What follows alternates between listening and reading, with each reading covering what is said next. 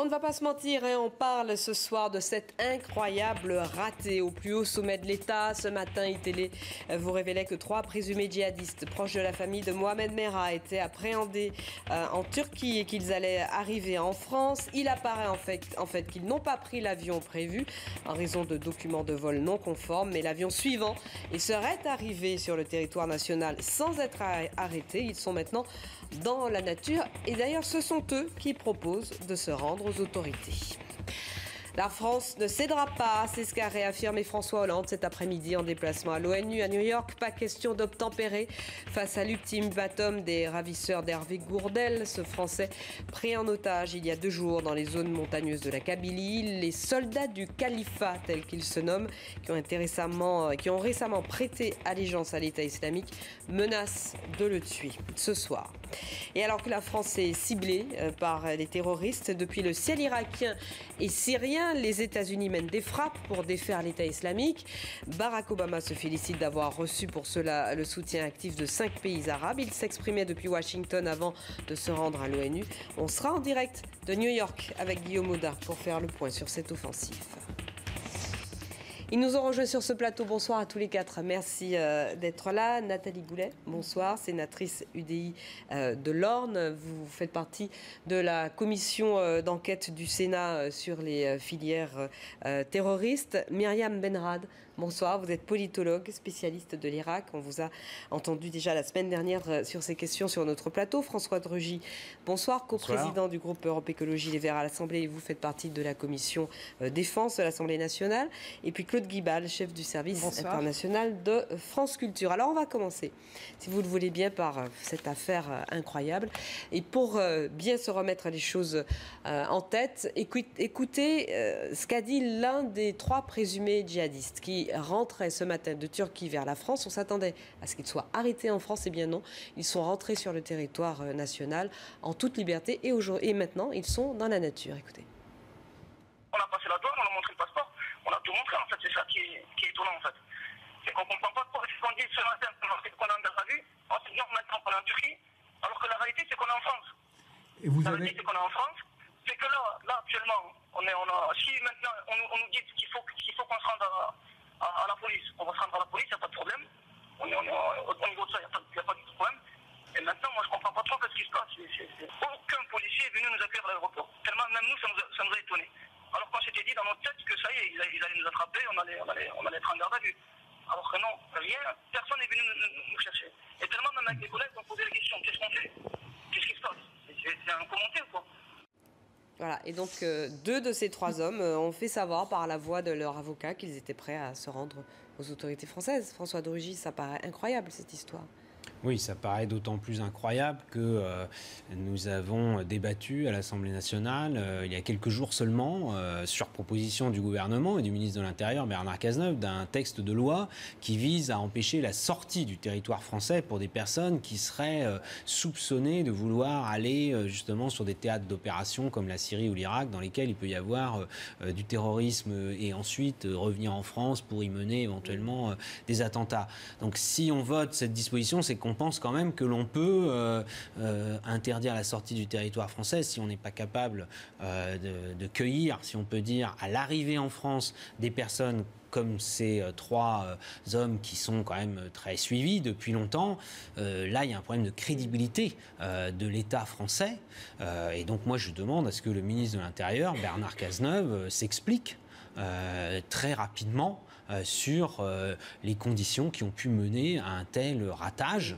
Bon, après, je veux quand même, là on passe les extraits des propos tenus par ces personnes. Je voudrais quand même que ces propos soient pris avec quelques pincettes, parce que fanfaronner mais il y a des faits, il y a des faits qui ont été vérifiés tout au long de la journée par nos équipes. Donc ces 3 hommes, ils ont été appréhendés fin août en Turquie. Ils étaient en centre de rétention. Ils devaient être expulsés aujourd'hui vers la France et cueillis à leur arrivée par les autorités françaises. Or, il se trouve qu'ils sont maintenant dans la nature. Est-ce que cela veut dire, et je précise, que le ministère de l'Intérieur ne répond plus à nos questions depuis 2 heures. Ce n'est pas normal. Il ne répond plus à nos sollicitations. Nathalie Goulet, pardon. Quel est votre sentiment sur cette affaire? Écoutez, déjà au mois de mai, j'ai demandé cette commission d'enquête au Sénat qui a été votée à l'unanimité en juillet, parce que je voulais voir si les moyens dont disposent nos forces de police et de gendarmerie sont en adéquation avec les besoins. On a beaucoup de lois qui sont votées, elles ne sont pas appliquées. Et on a encore un cas aujourd'hui, comme dans l'affaire Mera, la première aussi douloureuse, c'est que nous n'avons pas assez de forces de police et de gendarmerie, pas non plus assez de moyens pour appliquer les lois qui existent déjà. Celle qui a été votée à l'Assemblée n'est pas encore arrivée au Sénat, donc de toute façon, elle n'est pas en application. Donc c'est aussi un des problèmes. On ne peut pas supprimer les forces de police et de gendarmerie et pas donner des moyens financiers, ni des moyens humains, parce qu'on collecte les données, mais après, on n'a personne pour les traiter derrière. Et vous voyez bien que n'importe quel texte tout répressif ne réglera pas le problème de l'application de ce qui existe déjà. Alors, ça veut dire, Claude, que finalement, tout ce qui nous est dit là depuis des semaines sur la protection du territoire national, les moyens développés, le plan Vigipirate, etc., en fait...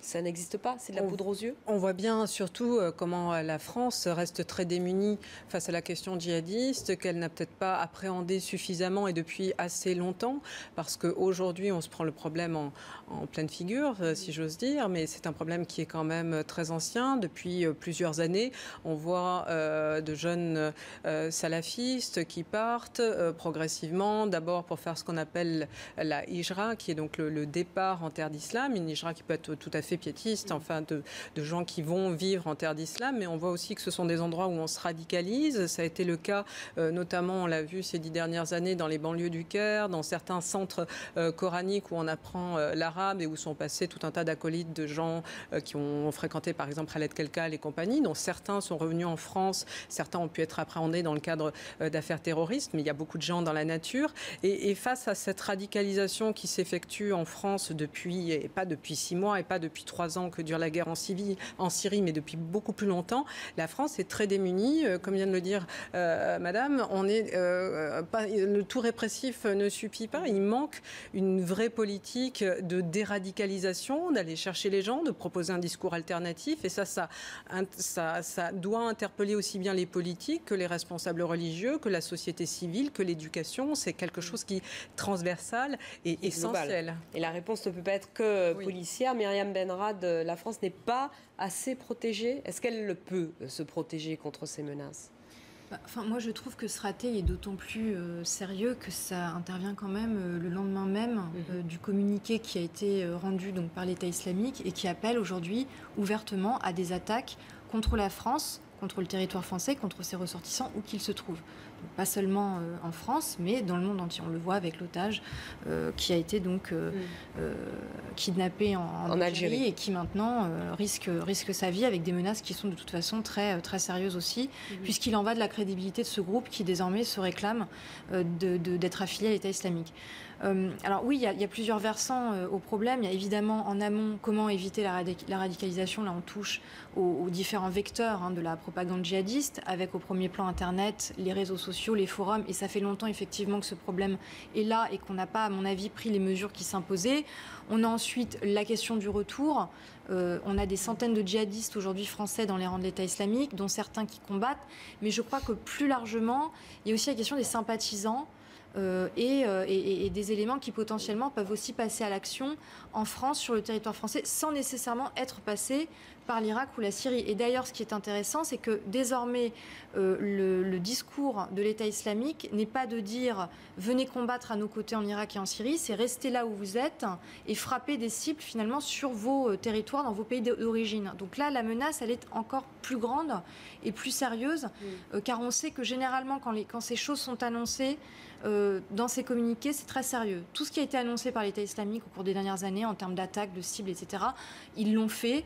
Donc je crois qu'il faut vraiment prendre les choses sérieusement. Très au sérieux cette menace. Nathalie Goulet, vous avez demandé donc la création de cette commission du Sénat, la commission d'enquête sur les filières terroristes. Est-ce que dans un cas comme celui-là, vous demanderiez par exemple une commission d'enquête sur ce raté ? Mais je crois que ce raté va faire partie de la commission d'enquête, parce que c'est un raté des moyens.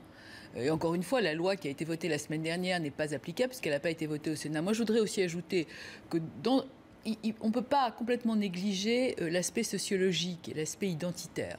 Vous avez, au terme des derniers chiffres, des dernières statistiques, 25% de gens qui se convertissent à l'islam pour aller faire ce djihad. Donc il y a un problème d'identité face à ce groupe qui est aussi très problématique.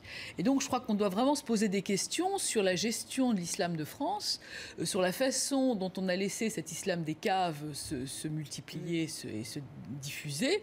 Et tout ça contribue aujourd'hui à cette situation. Mais est-ce qu'on n'est pas là? Est-ce qu'on n'est pas justement en faisant ce type de raisonnement, en tenant ce type de raisonnement, est-ce qu'on n'est pas tous les musulmans de France dans le même sac? Non, justement.